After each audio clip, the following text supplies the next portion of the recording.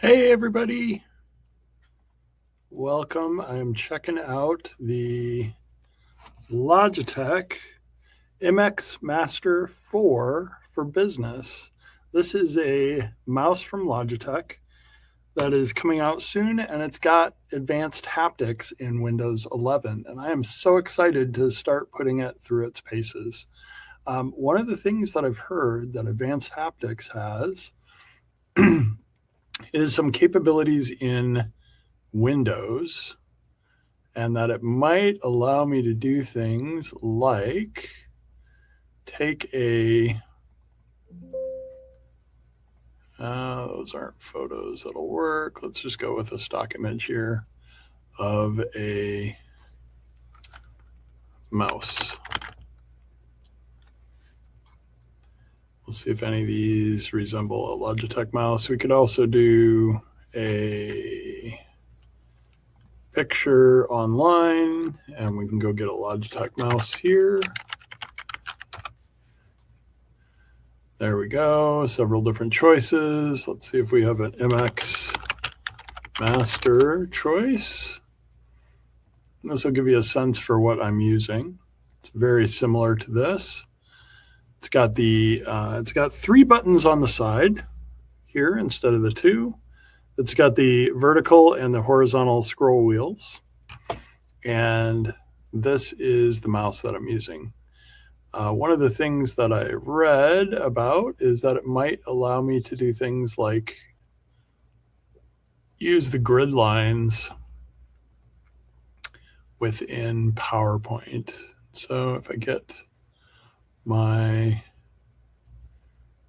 grid lines turned on here, view, grid lines, guides. What I had heard is as you're snapping this to like an alignment in PowerPoint, that it might be able to give you feedback in when you have reached that center area. I'm not feeling that just yet. Just installed PowerPoint to see if I do that. The other thing that I have been feeling with this one is the feedback when I actually go to one of these snap locations and Snap Assist. So in Windows 11, I have Snap Assist in much more than just left and right. That came out in Windows 10. I have like 2/3 and 1/3, thirds of my window, fourths and kind of a larger area in the middle, and all of these different layouts are available to me. And I'm getting the haptic feedback when I use any of these, which was not working on the first Windows 11 system I used. I think that's because I had some software on that computer, Windows 11, a very early build of the Insiders. This computer here is running the Pro Builder, the Pro build for, I believe, the beta channel. Let's go check that real quick so I can confidently answer you. I do have experimental features, and I have turned on the feature flag for the taskbar options, but I'm on build number 26,300, 26,300.8553 on this particular computer. So whether I'm in the Canary version or whatever version I'm on Windows 11, it is supporting advanced haptics, both within the right side. So this big thumb pad here is what I can press and bring up the advanced haptics in and my Logi options application. And then this application is where I can go ahead and program my mouse for different functions. So if I want to use my MX Master 4 for different things, I can read about it and I can look at press the button for the option rings, decide how much haptic feedback I'm getting, and then I can even program the features further. So the actions ring, the gestures, and the different things that I might want to do with that. So spotlight effects are what I originally used Options Plus for. Recently, that's when I hold down my middle mouse button. Supposed to get some options there. Let's see if I can bring those up here. Looks like I'm getting a little bit of a delay here. I'm on so much beta and early access software. I'm always wondering what I have installed that might be causing a conflict. So let's see if Options Plus is still running. Maybe it stopped running. Open it again here. Yeah, I think the software may have just restarted. So we install it, spotlight effects, and then when we hold down the mouse button,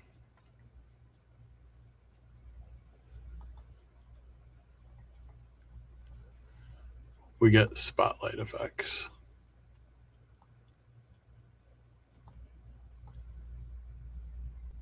There we go. So there's my spotlight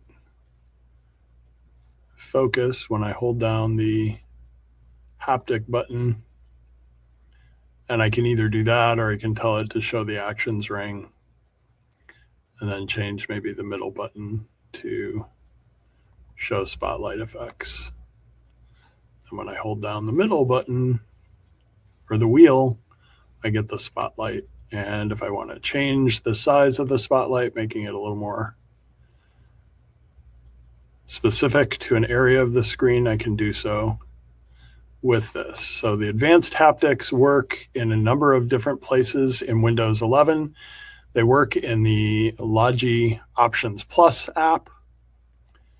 And then I'm also feeling that feedback when I take a window and I use some of the Windows 11 snapping features.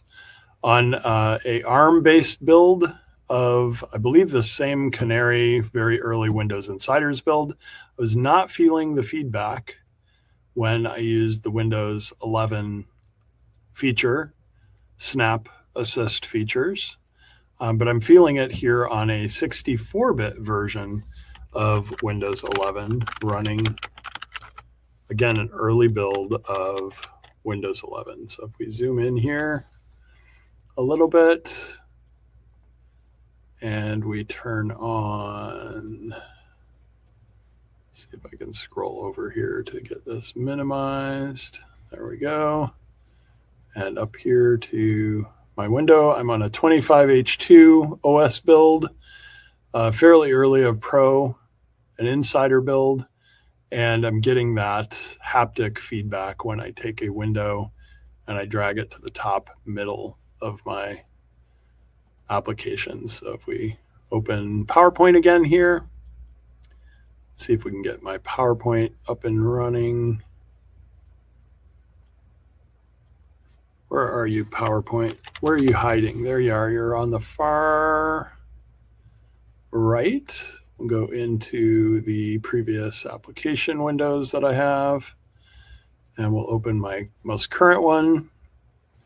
I think in the most current PowerPoint presentation, I also put a screenshot of the MX Master 4 for business. So here are some of the features, folks, that you're going to get from the MX Master 4 for business. One of the features is this advanced haptics piece, which is up here in the upper right. Receive gentle haptic reminders for battery and connectivity updates. You can set up timers. So if I have a presentation and I've been given 5 minutes, I can get timer information from my mouse. I get quiet clicks, max speed scrolling, and we get fast charging as well. USB-C quick charge in 1 minute for 3 hours of use. And I've got a Type-C dongle for the Logi Bolt. And then it's Intel vPro certified, Zoom certified, works with Chromebook, and it's working on multiple OSs. So I'm using Windows 11 and playing around with the Snap Assist. This weekend I'll play around with Mac OS. I could use this on Chrome OS, Linux, or Android as well. And we can also customize the app with Logi Tune. Options Plus is what I used for it, but it looks like Logi Tune also has some customization features available for the mouse. You'll also notice that my taskbar in Windows 11 is on the left side of my screen. I just was talking to a colleague that not only likes the potential of moving the taskbar, but really appreciates the feature of being able to take their taskbar. So if we search for taskbar here, and instead of centering the taskbar, moving the taskbar to the left if it's at the top of the screen or at the bottom of the screen. I like having the start menu start to the left. Well, if you do it to the left or the right, I have only used the left personally. Instead of center, you have the option of top. So it's actually at the top of your screen or the left of your screen are the options besides center. So you can customize these things in this new build of Windows 11. That's what I'm running here. And first impressions of the MX Master 4. It was easy to set up. It came with some instructions. It came with the Logi Bolt connector here. So if I remove that, here's my Logi Bolt connector. And I can use this instead of having to use the basically the Bluetooth pairing. So I can use either of those. If I look at my settings and Bluetooth devices on this computer, I've got my MX Master, I've got my Lift, and my Surface keyboard so far paired to it. If I take my other USB devices here, let's see if I've got a port open. I believe I do. For another USB-C device. Let's plug this in here. Let's see if we can get my Logi headset set up here. This supports Bluetooth.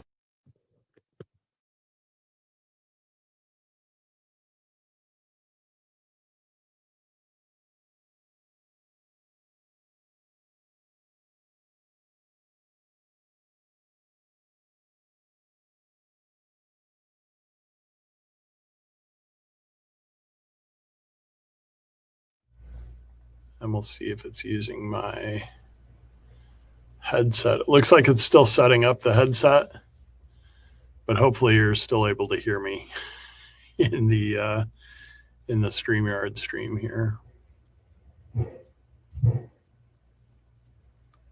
So we'll see if my headset got set up here.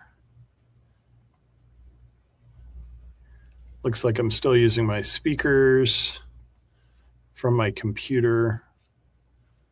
So hopefully the audio is still crystal clear for folks.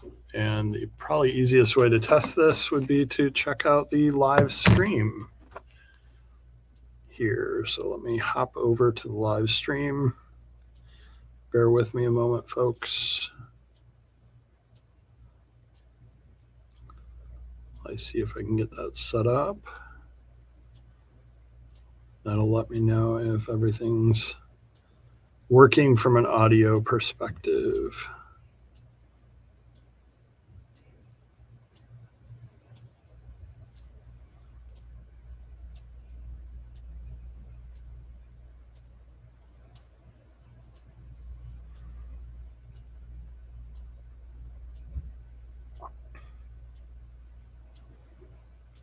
Okay, we're going to go in and see if we're getting audio right now.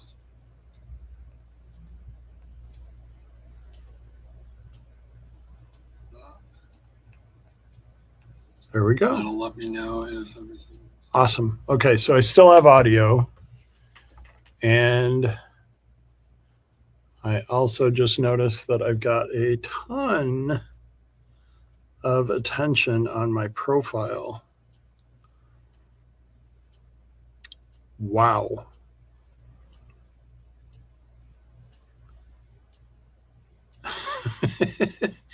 Okay, so I just had a viral post about the new LinkedIn game. My posts have been, lucky to hit 3,000, 4,000. I just had a post that went to 183,000 people. And it looks like there was 57 engagements so far. So I wonder if one of those engagements was from the person that I just met that is a LinkedIn top voice, or the last time this happened with a viral post, LinkedIn themselves actually commented on my post. So one of the two things happened recently because that number looked like an error to me when I looked at LinkedIn today. We wrote a book called Post Every Day about getting your opinion out there, your voice out there. And so getting your voice out on LinkedIn can be as simple as finding something that people find value in and posting about it. So I have 188,000 impressions. You'll see that it went from thousands, spiked to 143,000 on June 9th. I must not have paid attention to this in the last few days. And then it's kind of leveled off at 188,000 here yesterday, and it's already switched to tomorrow from an analytics perspective.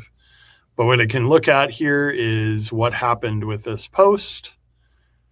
And so it's easy for me to see from a post every day perspective that I had one post that has reached thousands of users, given me lots of reactions, 4 comments. And so here I can see who those comments are from. And then this might help me figure out what has happened from a standpoint of the post.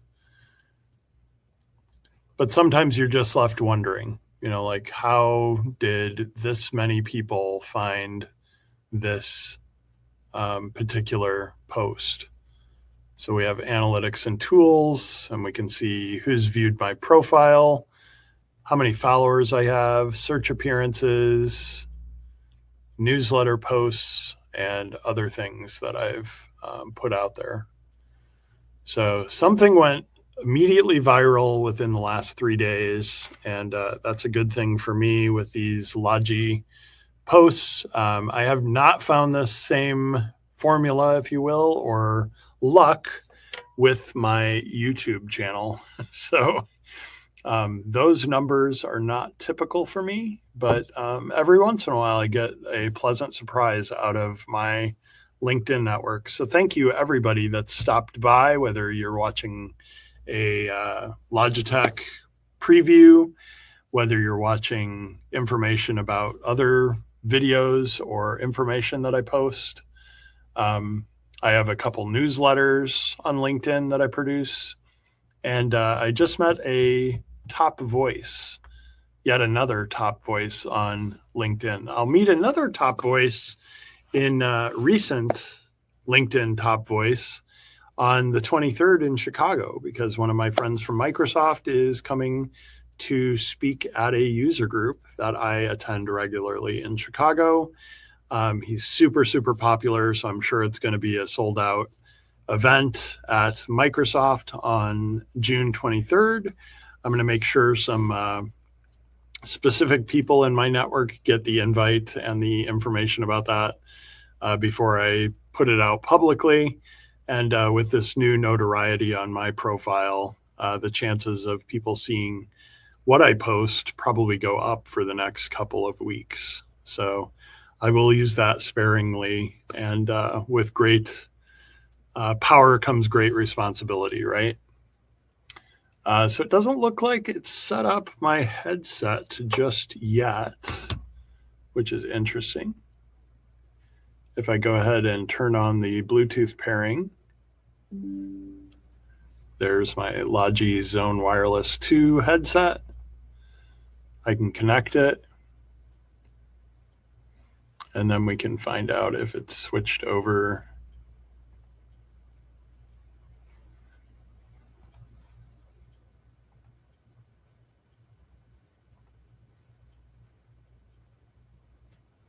It's saying not connected. That's interesting.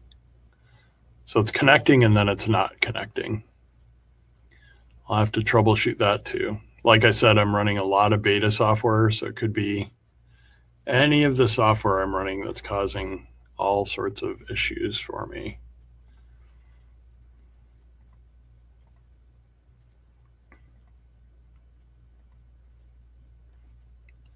I'm still connected wired to the headset, so that could be the other thing that's kind of causing an issue. Let's see if that's it.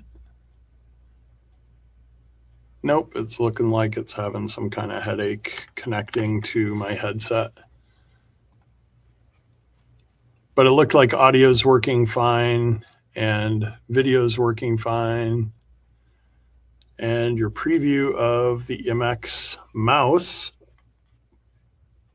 MX Master 4 mouse from Logitech, is almost complete here, folks. So this thumb pad over here on the left side is where I get the haptic feedback on the mouse, and the info about such features is something that I can share once again. Let's bring up PowerPoint here. That's the MX mouse. And then let's go ahead back to the MX Master 4 here. So this is the mouse that I'm using.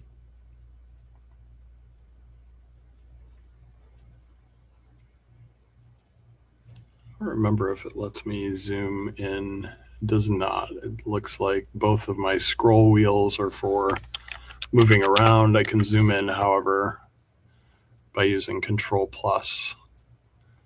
So I'm getting the feedback on this little thumb pad to the left of my mouse.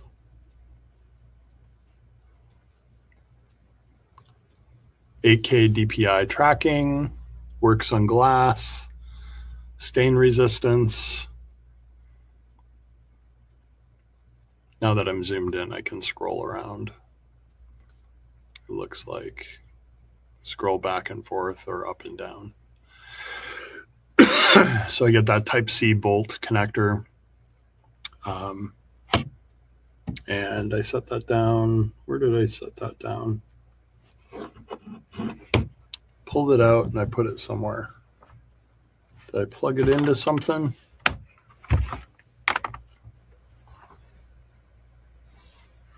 Well, I'll find it before I leave work here, because I don't recall what I plugged it into now.